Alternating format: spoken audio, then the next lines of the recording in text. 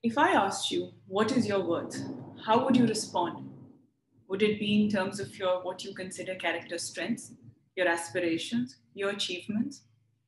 What if I told you all of that counts, but none of that really matters? And now, if I introduced myself to you as, hi, I'm Pujya Priyadarshni. I'm a young diplomat, an aspiring author, an active blogger, a daughter, and a wife.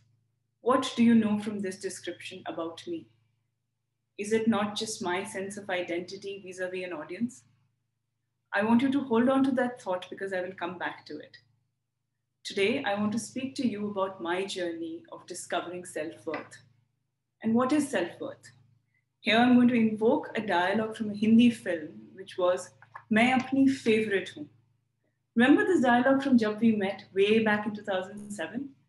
I think it is one dialogue of Indian cinema that truly encapsulates a spirit that we all must have, but many of us often lack.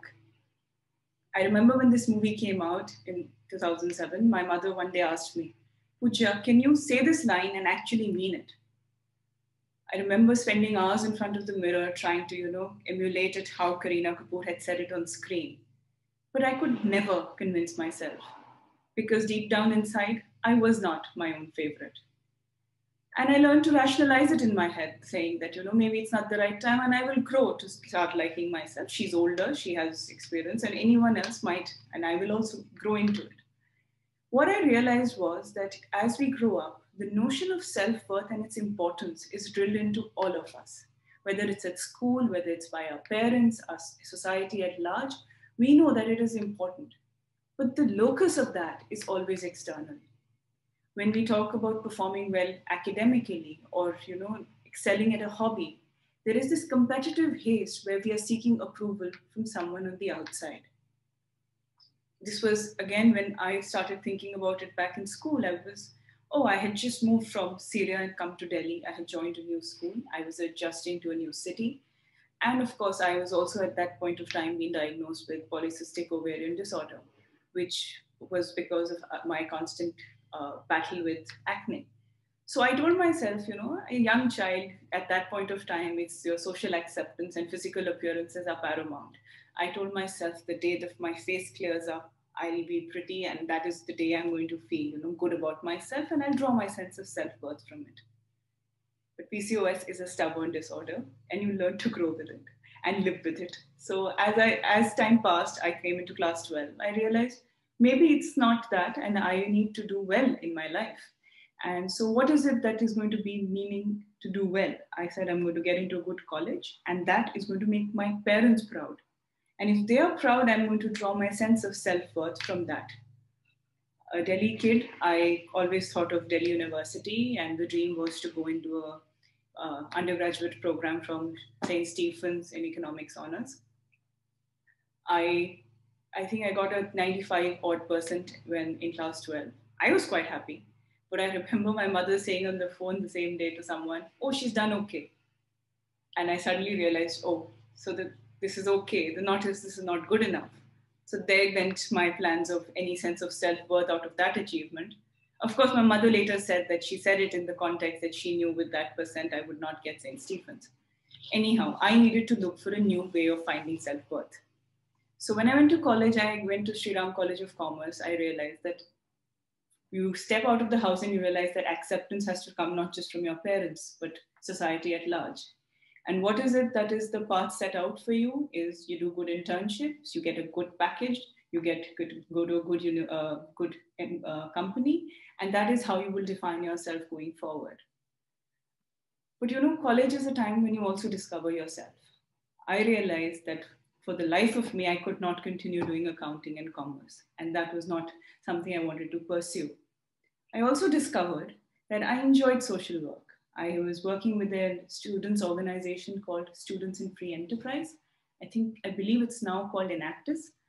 And I told myself that, I realized that every day post class, I was looking forward to go and work with the rickshaw pullers on campus because we were trying to bring them into the fold of financial inclusion in the formal credit sector.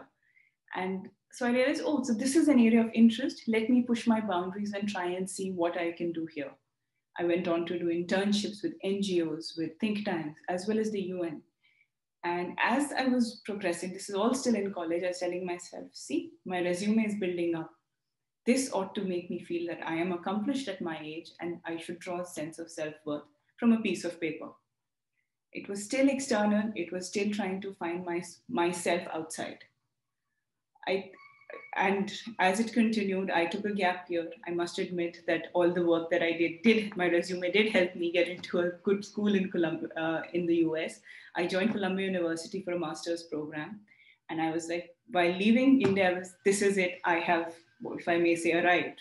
This is going to definitely be my source of self-worth, that I am in an Ivy League, I have done a good undergraduate, and I am on a path to being successful, as they would call it.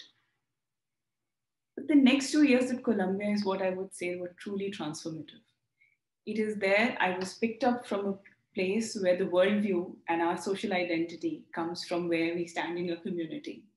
And whether it's parents, whether it's friends, whether it's society at large. And I was parachuted into this world of individualism.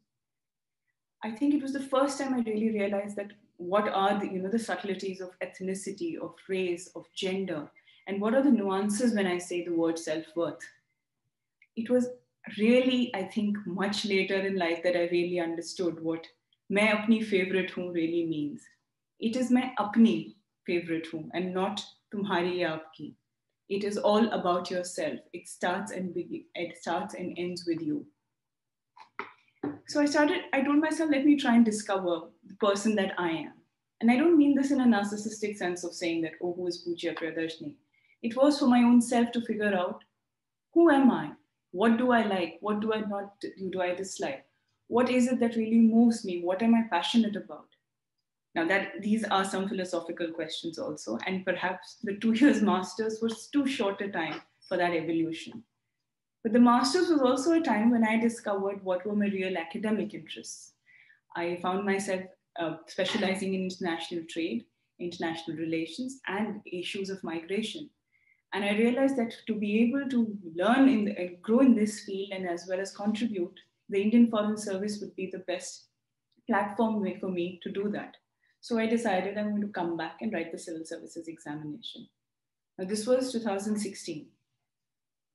I came back with this idea, of course, of one, these very romantic ideas of self-love and acceptance, and on the other hand, this very heavy terminology in terms of the academic fields that I was. I come back and I decide, okay, I'm going to write the exam. The next 3 years, I can tell you, were living hell. They didn't have to be, but they were. In 2016, I came back, I wrote the civil services examination, I gave the prelims, I gave the mains, I went on the way to the interview. And somewhere it is only human nature. I thought, okay, so I have, I've been to Sri Ram, I have done an Ivy League, I have worked both in India and abroad. Yeah, this is happening for me. But bam, I fell flat on my face. And that is, I think, the beauty of that examination is that it's the ultimate leveler. I didn't qualify. I was nowhere in the list. And I realized, oh, so I need to pick myself up and do this again. I think it was my first failure. Of course, failure also external, achievement also external still. And I said, okay, I'm going to give it again. I gave the 2017 attempt, this time more with a vengeance at how this examination failed me. And also still reeling under the sheer shock that I didn't qualify. I didn't even qualify the prelims in 2017. So here I was 2 years into India after under my post-graduation, and 2 years down, nowhere, so to speak, where my aspirations lay. Then I realized that it was not only that I was not happy internally, but I was not making anyone outside happy either. My entire self-esteem, if I may say, was completely shattered. And as it is that once you have issues mentally, you also see their manifestations physically. A myopic child, I started having trouble with my eyes. I had gained weight studying for the exam, so my PCOS flared up. And I was just barely staying afloat, if that's the word. I mean, I traversed the entire spectrum from self-pity, that I'm a hardworking kid, why did this happen to me, to the blame game where whether it's myself or my parents, I should have stayed back in the States or done something different. I didn't get the right guidance. In the process, I made myself miserable and everyone around me at least not very happy. And to top all of this came the November 2017 incident of dengue. I think it was cathartic in a lot of ways. For the first time, I really understood the limits of my own physical body. That, when taking a bath becomes a huge challenge, is when you realize that you can't take everything for granted, because we tend to, especially our bodies at a young age. And the second thing I realized was that it's those 3 weeks that I was just bedridden, literally, it gave me a lot of time to think back and relook at my life. They say hindsight is 2020. And with that wisdom, let me tell you that I thought about myself. I said, I'm a young, educated person. I am someone who has a family and friends that really support me. I have a private sector job. I was working throughout while preparing for the civil services. I am I have no existential crisis. I'm not financially insecure. And lastly, at least literally, I was somewhere comfortable in my skin. So what was it that was troubling me so much? I remember one day my mother came and said that, Pujya, you need to let go of this examination. You have to stop pinning all your hopes and aspirations on one exam, and that any idea of success is not the destination. Stop letting this affect your self worth. I don't know if it was the fatigue of the illness or it was the fact that I had, after months really decluttered my mind, I decided that that's it. I'm going to pick myself up and not look back. In what followed was that I really made a conscious effort to not mix my achievements and my aspirations with my sense of self-worth. It's not easy. It does not come naturally. What did I do? I tried to tell myself I'm going to set different targets and goals, spread myself, so to speak. I realized I'm going to start physically. I had gained a lot of weight while preparing. I said I'm going to shed that and become fit. I lost 15 kgs in 2018. I turned to my hobbies. I said I enjoy writing and traveling, so I started my own travel blog. I realized that I enjoy it. I knew I've always been a dancer, so I said I'm going to pick up a new form of dance. I started learning salsa. What I was trying to do was basically invest in myself and think beyond one external factor. These were things that interested me, and I did them for myself. And the last thing, yes, I did was I said, I'll write the exam again. But this time around, it was not for some sense of social acceptance or social prestige that is attached to this exam. That, I need to prove my mettle by getting, only if I qualify can I prove my mettle actually. But because I felt that I have discovered that I am interested in this field and I feel diplomacy is going to be a way I can learn and grow as an individual. And so I gave this and I told myself that this for closure, because I'm not going to give this exam again. I wrote the civil services examination in 2018. And I can tell you it was really the attitude and approach that really made all the difference.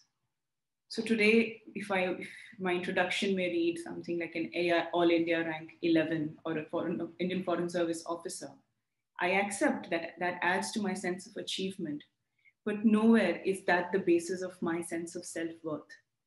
And I really want to say this to everyone out there because I am learning and I'm still a work in progress to learn to love myself for all my eccentricities, my shortcomings, as well as my strengths.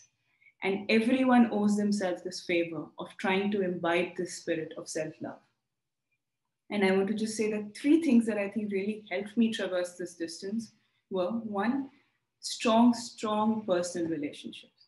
I would say that for me, whether it was my mother who's been my best friend, my husband who's my childhood companion, or a close-knit group of friends, what it helps is that when you know someone's got your back, it helps you, face the knocks that come your way in life. Second is acceptance, which is both of yourself and your surroundings. Life is not going to always be an upward trajectory. You are going to face downs and ups and downs again. And for that, you need to be resilient. And for resilience, acceptance is the first step. And the last is abandoning any sense of guilt or self-pity. Why I say these 2 things is because only when you shed this do you really start owning every decision of yours. And that is really when you metaphorically become comfortable in your own skin. Remember that life is like much like a globe and geography, that if you start at one point and you start walking, you're never going to reach the edge. You will come right back to where you started. And so much in life as well, it begins and ends with you. So love yourselves, embrace yourselves, and cherish yourselves.